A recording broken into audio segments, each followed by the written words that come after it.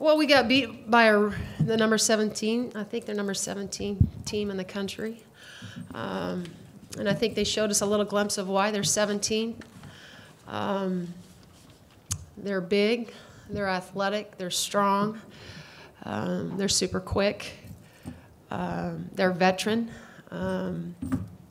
Taylor Scaife is a sophomore, and at one point I looked at on the floor and we had 3 freshmen in and sophomores. So we're a lot different in terms of being inexperienced than they are. But I thought that our players did a tremendous job, particularly in the first half. Defensively, we knew that it was going to be a challenge to be on the boards, but I think they've out-rebounded every one of their opponents. So the key on the board wasn't to control it. It was just to try to keep it as even or close to as we could. We didn't do that, but I thought we battled, particularly in the first half, and did a lot of nice things defensively. And then I thought the 3 threes that Hernandez hit right there in the second half, I thought that broke our back a little bit in the second half and took some momentum away from us, and we just couldn't recover. So got beat by a really, really good basketball team. That's a Hall of Fame coach over there on the other side, and I think that we'll learn from this. We'll get better because of it. We have a ways to go. I can't make them seniors and juniors. The only thing that we can continue to do is keep teaching them how to compete, and do a better job with some of our miscues we had on the defensive end, because I would suspect that you're going to see us play a lot of zone as we move forward in the Big Ten season. What was it? How did Hernandez kind of get open on those 3 threes? You know, it's a good question, John. I had to take a look I think it was in transition, and we knew going into this. They're not. Their deal is not. They're not going to beat you from the 3-point line. They got 2 shooters exclusively, and she being the best one of the 2.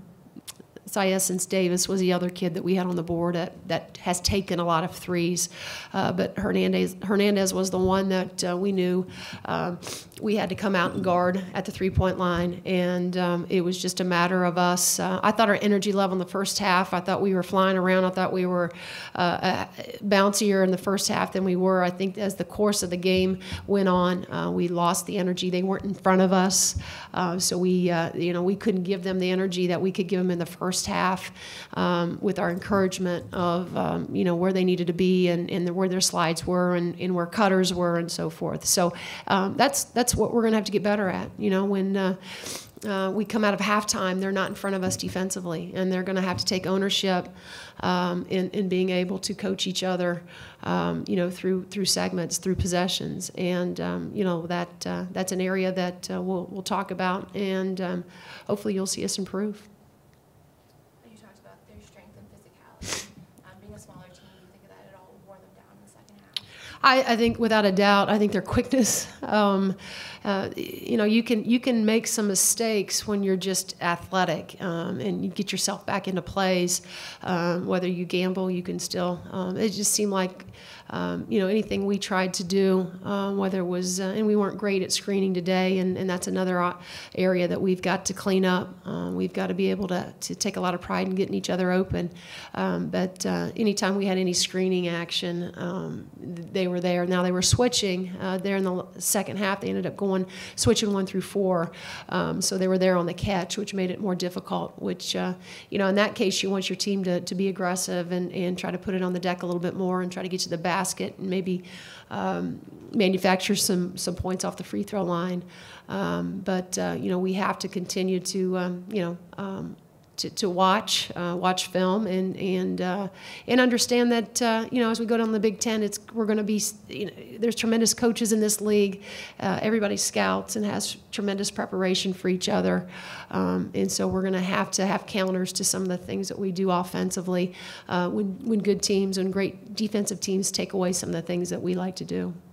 Leonard was able to drive and kick. It just seemed like some of those shots weren't falling. You're right. I think that Anybody, and I know all of you guys have watched us play, we shoot it better than we did today.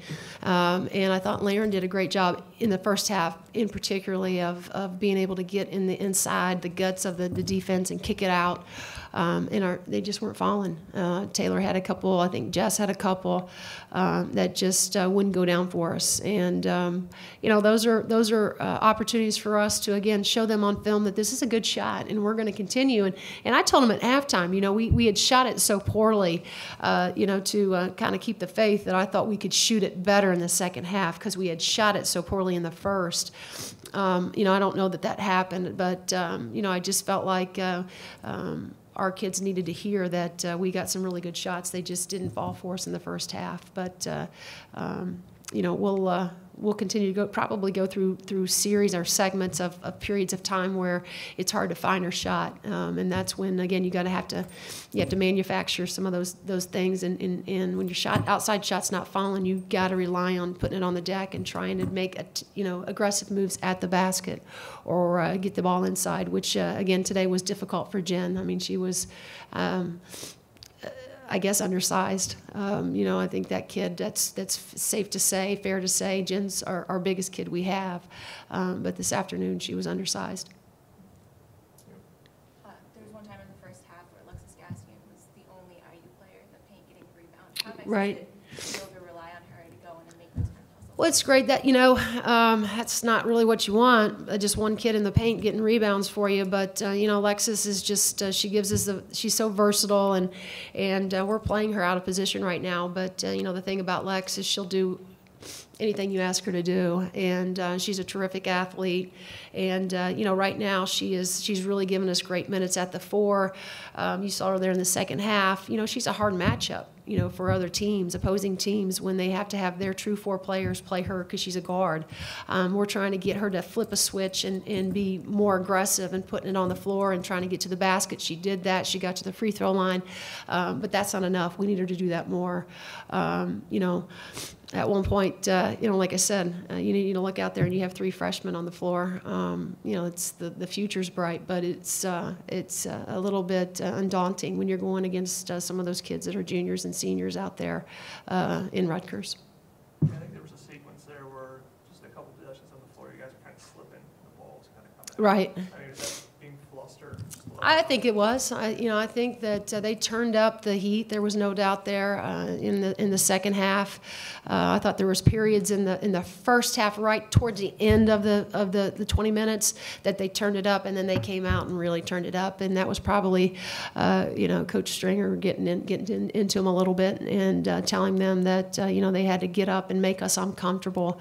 I credit that to them. I mean, they're like I said, incredibly athletic and fast, and really, really got up in our space and made us uncomfortable at times. But again, I was, it happened on a few occasions, but I was overall, pretty proud of the way that our guards handled themselves. I think anytime anybody's in your space like that, the best thing to do is try to rip and drive and get past them and put the pressure on the officials. And I thought we did that from time to time. And so, on occasion we did. We lost the ball and turned it over 21 times, which is not like us. But credit Rutgers.